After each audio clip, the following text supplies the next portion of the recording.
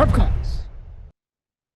Chad, you already know I was pretty busy this week, so I'll be Yes. upfront with the fans. I all the calls I usually take, I pushed a lot of them to my lackeys, let them do my minions, let them do a lot of the work this week. So, I mean, I got a bunch of the games, but it's not going to be one of my stronger weeks, and it's going to be one of those weeks too where most of the pros they're just I don't know.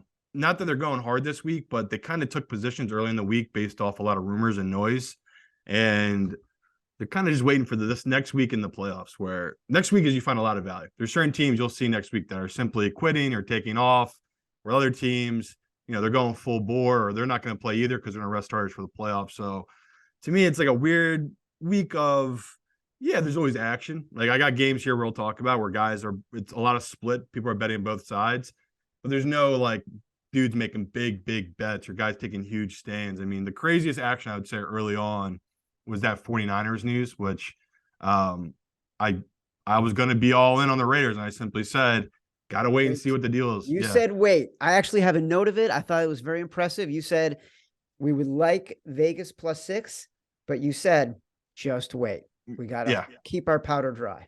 And it's just because we're at in this season where money is real. Like the owner of the Raiders is a cheap dude. I think everyone can agree on that. This guy's pretty cheap. He's not a self-made man.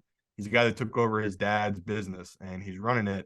And that's a lot of money that they're going to admit to Derek Carr. If Derek Carr, say, blew his knee out in this final game, like they'd be stuck in it contractually if he got injured.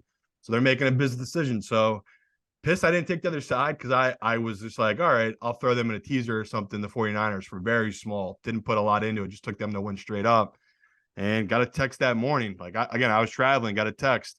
Hey, Derek Carr, I don't think he's going to play. I think he's going to come out. He's going to sit, just take the number. And I was like, I got to wait and see because I didn't really trust the source on it.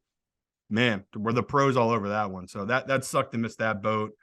The Jalen Hurts one sucks too, where I thought Jalen Hurts was going to play. It's looking more and more based off the line movement that people are getting info. It seems like he's not going to play. He hasn't practiced either. So getting into sharp calls this week. We're split, Chad. We are split down the middle. We'll start with the Green Bay Vikings game.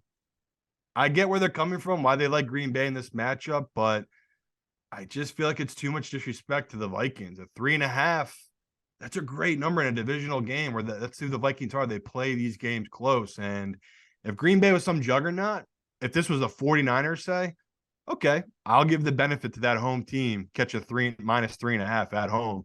Yeah, I'll be on the 49ers or against the Vikings. Green Bay with Aaron Rodgers, this just isn't what people think they are. They're just not as good as people perceive them. They've had really good matchups here these last couple of weeks and played some bad teams. And they've eked out some good wins. Like, I'll give them credit for that. -3.5, though, that just feels like such an overreaction. So interesting hearing that there's pros who actually like Green Bay. They took him at 3. They took him at -2.5. They still said they'd take him at -3.5. I just totally disagree with that one. I get where they're coming from, but I'm just on the other side of it. And the same goes for this Jets-Seahawks game. The pros think not only that the Seahawks are due, that this is too much of an overreaction to a Seahawks team at home, that they play well at home. And I still think it's the same thing where me and you already got burned on this, where the Seahawks just aren't the same team they were earlier in the year. The book seems like it's out on Geno.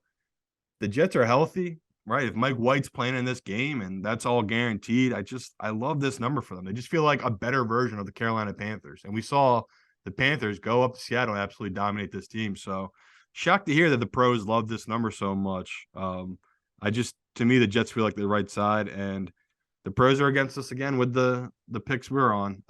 But the one they like that Chad made, I'm almost positive you made, was the Bills. You picked Dude, that was my exact decision. Right. I love that they love it. Yeah. And I just don't get it. It's the same thing I do where it's like, I'll support it and I'll back it. It's a game I just don't have a great read on, but I just feel like the play here is you just tease up Cincy and you kind of push us one and just enjoy this game where, man, it's just such a coin flip game. But like the pros are agreeing with you. You're getting the better team under a field goal. Got to back Josh Allen, and they believe in him. Like, that's not all public money.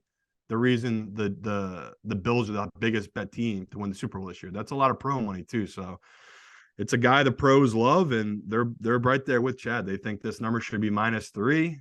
I think it should be a pick. It's right in the middle at -1.5, and I'll ride with my guy Chad here. So I'm still backing the Bills. It was just interesting. I thought this would be more of a split game. The pros love the Bills here. They love them.